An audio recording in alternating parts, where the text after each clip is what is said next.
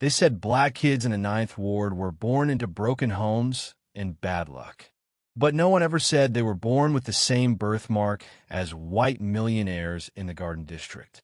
12-year-old Jameer Johnson didn't believe in miracles, only in making a home before gunshots.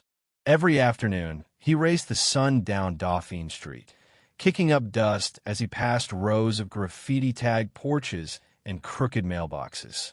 His mama, Gloria, always yelled from their tiny kitchen window, "Don't you let the dark catch you first."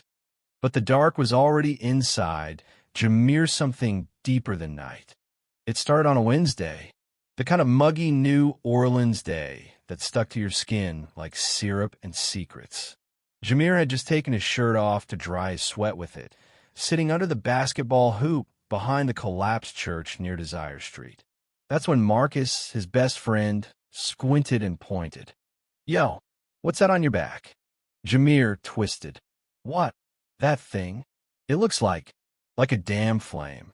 A smudged flame, no bigger than a silver dollar, rested just below Jameer's shoulder blade. He'd had it since birth, but Gloria always made him wear shirts, even asleep. "Ain't nobody's business what God gave you," she used to mutter, eyes narrowed. But Marcus had a point. The birthmark did look like a flame. 3 days later, Jameer saw it again, this time in public. He was standing outside a corner store, watching the morning news flicker on a dusty TV mounted above the cashier's head. A segment played about real estate tycoon Richard K. Bowman, Ione of the richest white men in New Orleans. The reporter showed a family portrait, and right there, half visible where his shirt collar drooped, was the same flame-shaped mark. Jameer's heart froze. Same shape, same spot, same scar-like fade on the edge. He stared. The anchor mentioned Beaumont was adopted as a baby, the only child of old money philanthropists. Jameer's breath hitched. Something deep inside him shifted. He ran home. Their apartment was no more than 3 rooms and a hallway that smelled like bleach and fried catfish. Gloria sat on the couch, folding laundry with trembling hands. "Mama," Jameer panted, "did I ever have a twin?" The room went still. Even the ceiling fan seemed to stop. Gloria didn't look up. She folded a shirt slower than before. "No, you lying." "I said no, Jameer." He stepped forward. "Then why he got my birthmark?" Silence. "Richard Beaumont.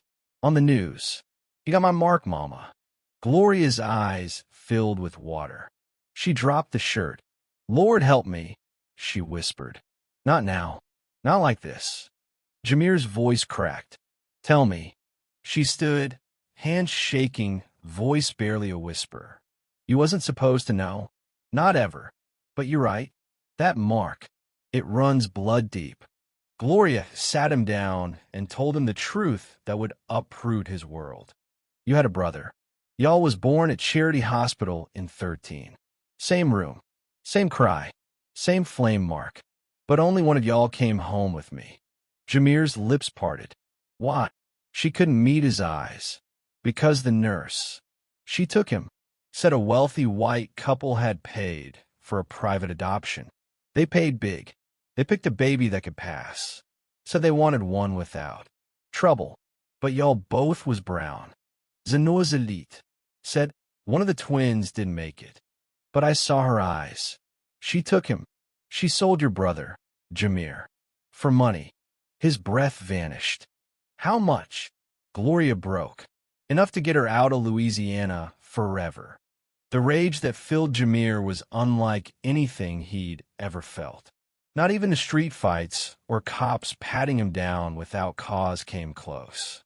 His own brother had been stolen, raised rich, white, while he dodged bullets and rats. Everything about their life was a lie. That night, Jameer didn't sleep. He stared at the ceiling, plotting.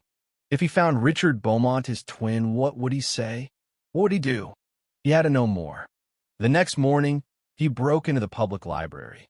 Internet access was limited at home, and Gloria had thrown out their laptop after it caught a virus. He typed Richard K. Beaumont birth adoption records. The files were sealed. No surprise. But there was a lawsuit from 2001 buried in city archives. Something about malpractice, improper birth records, and a midwife going missing. That was enough. He printed what he could. Then he took a bus uptown, past Canal Street, past the jazz clubs and horse carriages, past the invisible line where poor turned to privileged. The Beaumont estate sat behind wrought iron gates, draped in wisteria and secrets. He stood there, heart pounding. A security guard stepped out. "You lost, kid." Jameer lifted his shirt, exposed the mark. "Tell Richard Beaumont I need 5 minutes of his time. We share blood." The man laughed. "You better get gone." "I ain't moving."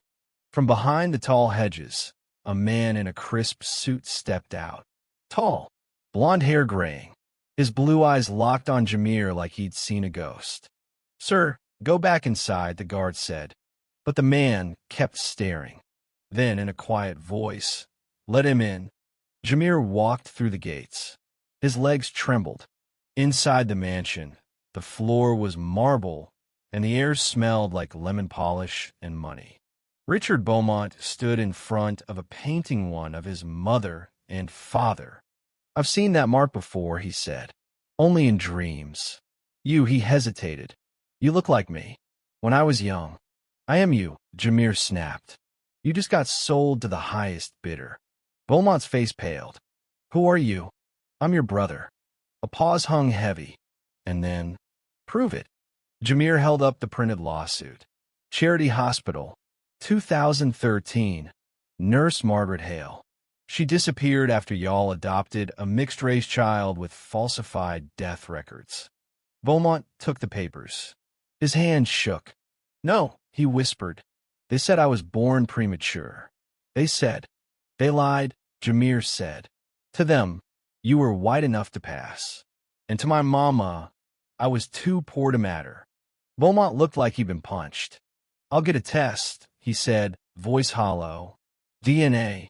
Jameer nodded once. "You do that." But deep down, he already knew. They were brothers. Split not by fate, but by racism wrapped in money and sealed by silence. Richard Beaumont couldn't sleep that night. His mind replayed Jameer's words, over and over, like a song he couldn't forget. You just got sold to the highest bidder. The birthmark, the lawsuit, the eyes. His own reflection staring back at him, but darker, sharper, forged by fire instead of privilege. By morning, Richard had already called his private physician. DNA swabs were taken discreetly. He didn't tell his wife. Not yet. How could he explain that a boy from the 9th Ward might be his twin brother, one he never knew existed? Meanwhile, back in the lower 9th, Jameer was drowning in questions. Marcus hadn't stopped bugging him since he came back from the mansion. "You serious, bro? Like, for real, for real? He let you inside?" "Yup. Rich people furniture smell different." Marcus blinked. "Damn." But Jameer's grin didn't last.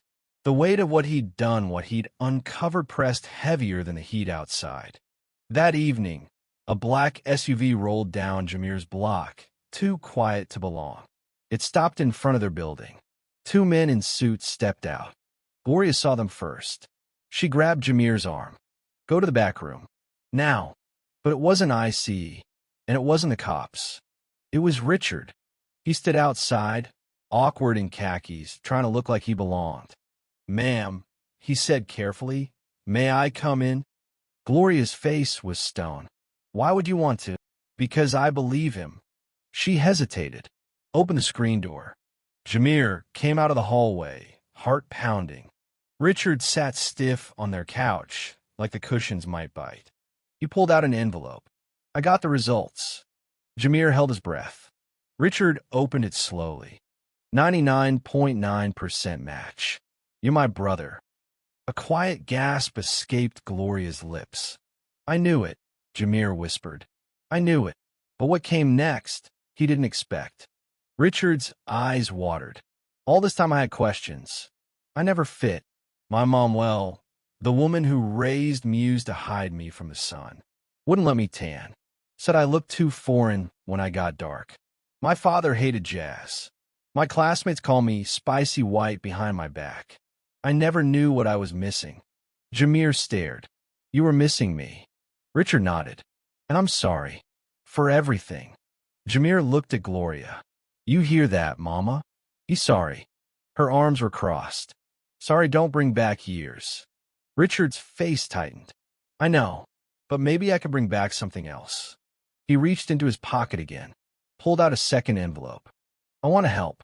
I've started the paperwork to sue the hospital, the estate, the adoption agency. I want justice for both of us. Jameer's hands shook as he took the paper. The lawsuit listed damages in the millions. It also demanded the opening of sealed birth records statewide.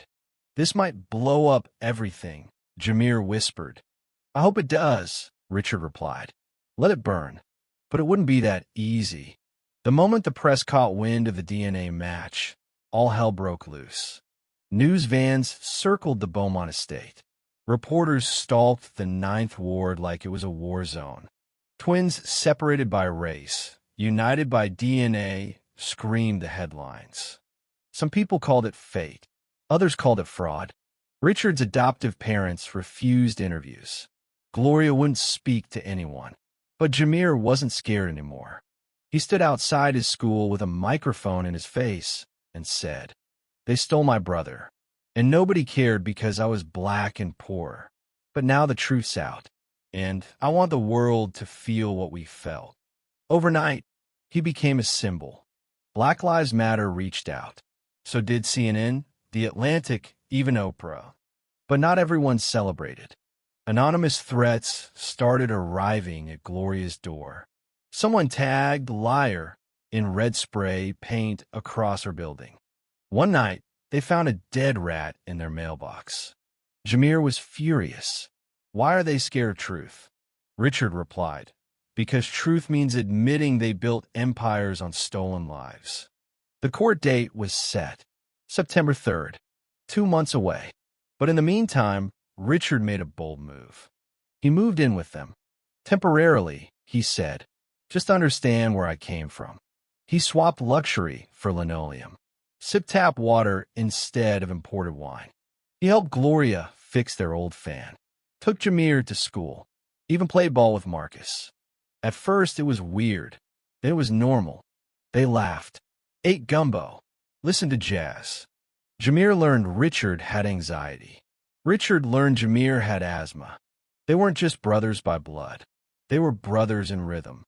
But not everyone was ready to see a white passing millionaire walking the streets of the Ninth Ward. Police cruisers slowed down when Richard walked past. One night, they got stopped together. Officer, were you talking this kid, sir?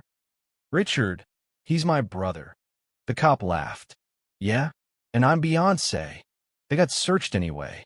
Back at home, Richard sat in silence. Now you see, Jameer muttered. Now you feel it. I hate it, Richard whispered. Good. That means you human.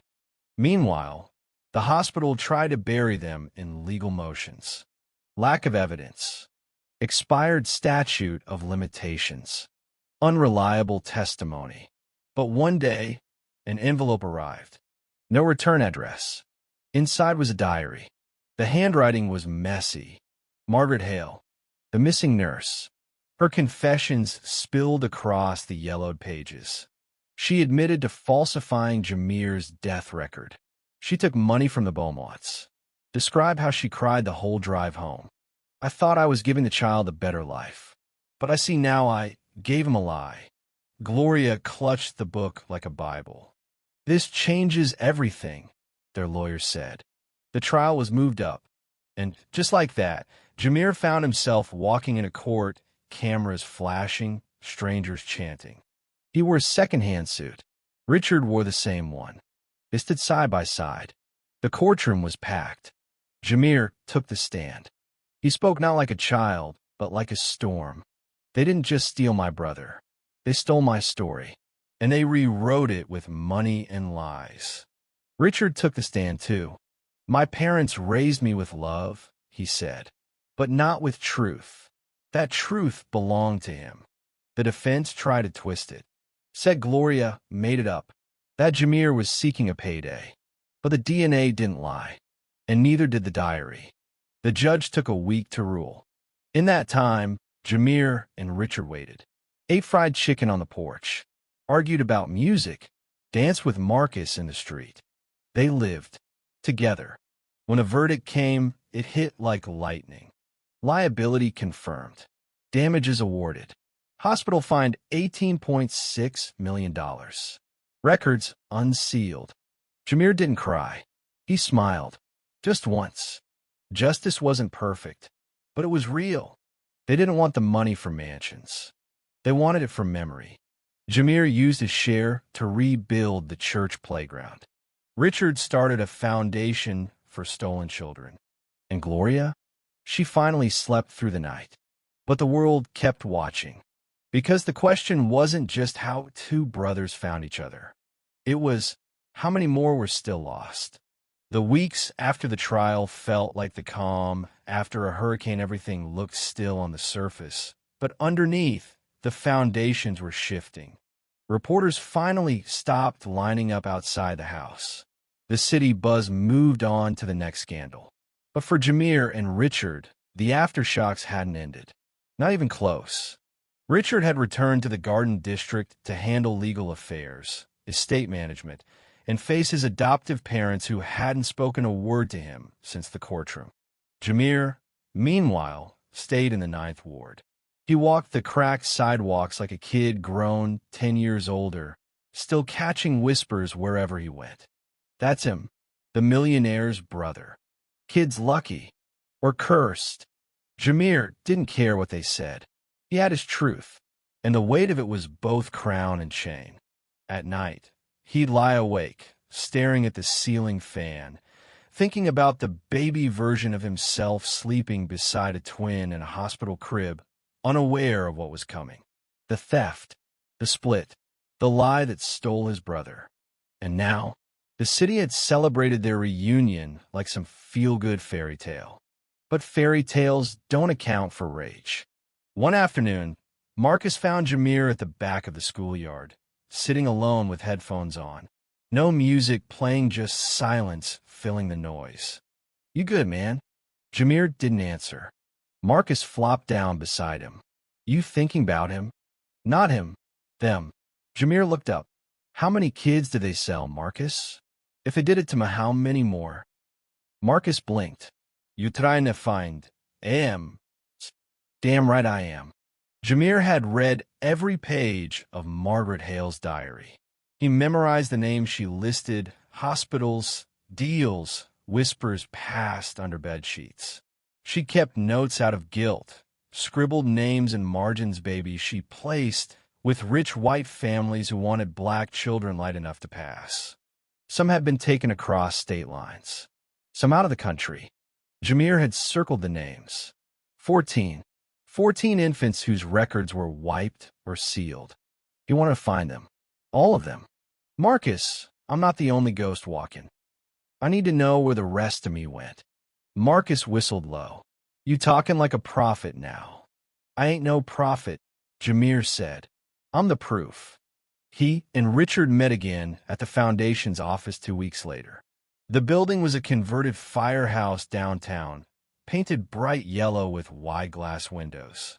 The plaque read, "The Flame Project," a nod to their birthmark. Inside, Richard looked tired, worn down by legal calls and media requests. But his eyes lit up when Jameer walked in. "I've been thinking the same thing," he said, handing Jameer a list.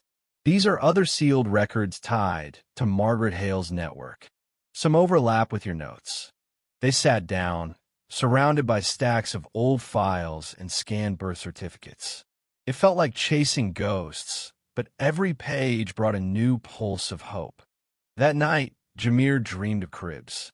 14 of them, lined up in a sterile room, each one missing a name tag. He woke up sweating. The search began quietly. They used DNA registries, ancestry databases, even social media. Some names had changed. Some had disappeared entirely. But 2 months in, they found one. Eli Whitaker, 12 years old, living in Houston, Texas. Adopted. Light-skinned. Same birthmark, almost identical. His mother had told him it was God's fingerprint. Jameer and Richard didn't fly out immediately. They sent letters first. Kind ones. No accusations, just the truth. Eli's adoptive parents reached back. Shocked. Defensive at first. But after the DNA test came back 99.8%, they agreed to a video call. With a screen lit up, Jameer's throat closed. Eli stared back with wide brown eyes. Scared. Curious. Like looking into a mirror dipped in water. Hi, Jameer said. I think we're family. Eli didn't say much. He was quiet, like Jameer had once been. But before the call ended, he lifted his sleeve. The flame burned faintly on his shoulder. 3 months later, they met in person. Then another name came forward. Then another. By the end of the year, Jameer had met 6 of the missing children. Some were still kids. Others were nearly grown. Not all welcomed him with open arms. One girl, Noelle, slammed the door when she saw him. I have a family, she shouted through the window. I don't need another. Jameer understood. Truth doesn't feel like salvation when it breaks the life you already built. Still, he kept going. But the deeper he dug, the darker it got. He uncovered medical records that had been redacted. Bribes paid in cash. Photographs of hospital nurses exchanging envelopes in stairwells. He realized this wasn't just one nurse. It had been a ring. A quiet network of medical professionals who profited off separating black babies from their mothers' babies they deemed adoptable by white standards. Some were paid in favors, others in checks. It had gone on for years. The Flame Project became national news again, not for reunion, but for exposing a decades-long conspiracy no one wanted to believe. People protested. Others denied. One lawmaker called it reverse racism propaganda. But the evidence spoke. Gloria went on national television. She held up Margaret Hale's diary and said, "They took our babies and rewrote our bloodlines. And now they want us quiet." She wasn't quiet. Neither was Jameer. He toured high schools, spoke at universities, testified before Congress. Every speech began with the same words. I was born in New Orleans, but I wasn't raised with truth. I had to dig it up like bones. What they did to us wasn't just criminal, it was intentional. America didn't just steal land. It stole bloodlines. His words sparked something across the country. Other families came forward. Other stories surfaced. Hidden adoptions. Missing birth certificates. A national reckoning bloomed, painful and overdue.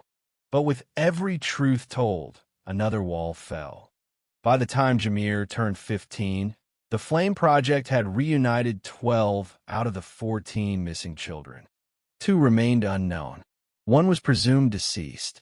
The author and name scratched out in Margaret's diary remained a mystery. Jameer often stared at that page. The blacked-out name. A child who might be anywhere. But sometimes, the point wasn't finding everyone. Sometimes, it was about never forgetting anyone. On the 2nd anniversary of the court ruling, Jameer stood outside Charity Hospital now, an abandoned hulk of broken glass and graffiti. The city hadn't touched it since Katrina. He walked through the halls, breathing in dust and ghosts. He found a nursery ward, or what was left of it. He ran his fingers along a rusted crib frame. Then, with a can of red spray paint, he wrote on the wall, "We were here." Richard stood behind him, quiet. "You think they'll ever believe all of it?" he asked. Jameer nodded once. "They already do. They just don't want to admit it." That night, a vigil formed. Dozens of people arrived with candles. Former patients, mothers, siblings, activists, students. They lit flames tiny, flickering, defiant. Someone handed Jameer a microphone. He didn't speak long. Just 4 words. We are the proof. And in the silence that followed, the city finally listened. In the weeks after the vigil, the city of New Orleans felt different. For the first time, Jameer could walk through the French Quarter and not feel invisible. People nodded to him. Strangers stopped to thank him. Street musicians played a tune they called The Flame, and Jameer recognized it as his story without a single word being sung. The mayor invited him to City Hall to honor him. The governor of Louisiana issued a public apology for institutional failings. But Jameer didn't care about plaques or speeches. He cared about the 2 names still missing, the ones no one could find. The Flame Project had tracked 12 of the 14 stolen children. But those last 2 haunted him like a riddle without an answer. One of them, he was told, had died in infancy, or so said the paperwork. But Jameer no longer believed paperwork. One afternoon, sitting in the back of the Flame Project headquarters, Jameer flipped again through Margaret Hale's diary. The last entry caught his eye, one he hadn't paid attention to before. It said, "Two I regret the most. The boy who looked just like me, and the one they took too far. Overseas, some embassy contact, so they'd raise him Catholic, white, and rich. I should have said no. I didn't." Jameer read the line over and over. Overseas. The final child wasn't in the States. He stormed into Richard's office, holding the book open. "He's not dead. He's in Europe." Richard blinked. "Are you sure?" "I'm sure enough to find out." And so, the search went global. They contacted international adoption agencies, Interpol, human rights watchdogs. Even a French documentary crew joined the effort. It took 4 months, thousands of hours, and one lucky break. A teenage boy named Emile Carter living in Geneva, Switzerland, had recently taken a 23andMe test. His results flagged him as an unexpected DNA match to Jameer. He had the mark.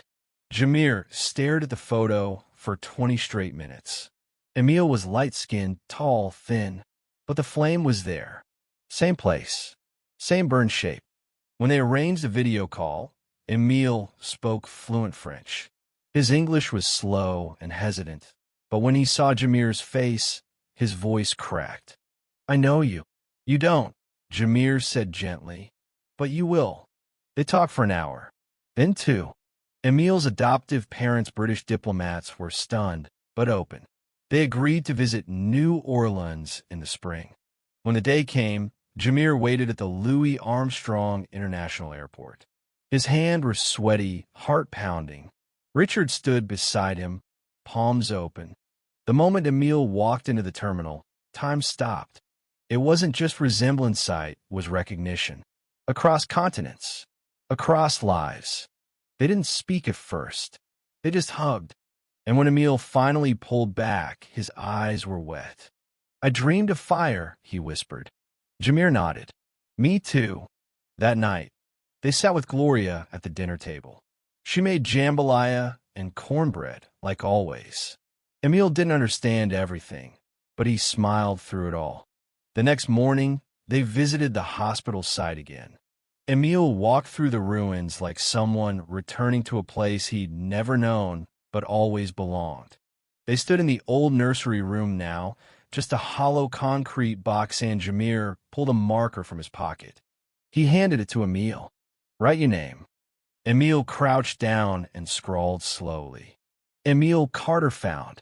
Gloria leaned against the wall, her arms crossed. "That makes 13, she said. "Almost a full choir." "Almost," Jameer whispered. "One more." The last name in the diary was smeared. Illegible, but someone had written next to it, in different handwriting, non-viable. That was the baby marked as dead.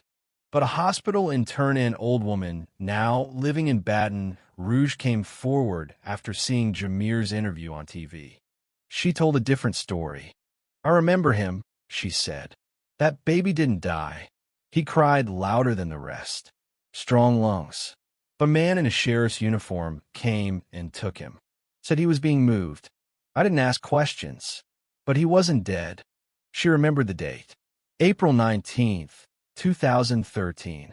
With that detail, the Flame Project tracked records, combed through infant relocation forms, dug into rural parishes. And then they found him. Case 0419DS. Baby boy. No listed name.